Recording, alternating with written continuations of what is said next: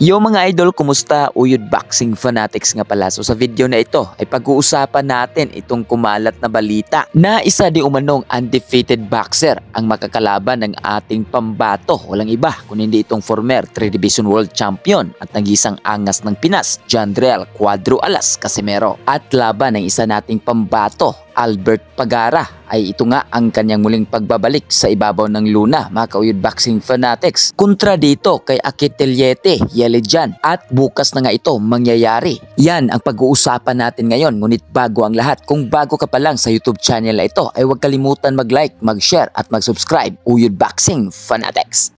Yo! Cuadro Alas 3-time world champion ng angas ng Pinas, Batang Ormoc, Jandrel Casimero. Guys, kung bago lang kayo sa YouTube channel na to, Uyod Boxing Fanatics, so ano pa hinintay nyo? Mag-subscribe na! Let's go!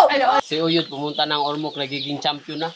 Kaya nga eh. So bukas na nga mangyayari ang bakbakan sa pagitan nga ni Albert Pagara kontra dito kay Akiteliete Yelejan. So pareho nga pasok sa timbang ang dalawang mandirigma, mga ka-Uyod Boxing Fanatics, at ang paglalabanan nila dito ay ang IBF Asia Lightweight Championship Belt. So magandang hakbang nga ito sa ating pambato na si Albert Pagara sa kanyang pagbabalik sa ibabaw ng luna. So suportahan natin, mga ka-Uyod Boxing Fanatics, at sana manalo ang ating pambato sa kanyang laban bukas. At pagdating naman dito sa ating pambato, ang nag-iisang angas ng Pinas, Jandrel Cuadro Alas Casimero, ay nag-post nga ito sa kanyang Facebook page. So sinabi nga niya dito sa caption, mga ka-Uyod Boxing Fanatics, so mga boss, sino dito sa tatlo ang pagapangin natin? Ito lang sila ang mga wala pang talo. Aba, magandang laban to. Talpakan na naman, talpak na sa mga walang tiwala sa akin. Kung gusto nyo, ako pa, pusta sa inyo, PM na. At sabi nga rin dito sa comment section ng ating pambato, basta walang talo, makakalaban natin. Let's go! Geng geng. At napakomment nga dito ang Idito Ala Villamor Boxing Gym sa Cebu City. Sabi nga dito, let's go, I know who is the opponent. So dahil nga dito ay naging palaisipan ito sa mga Filipino boxing fan kung sino nga ba ang makakalaban na undefeated boxer ng ating pambato,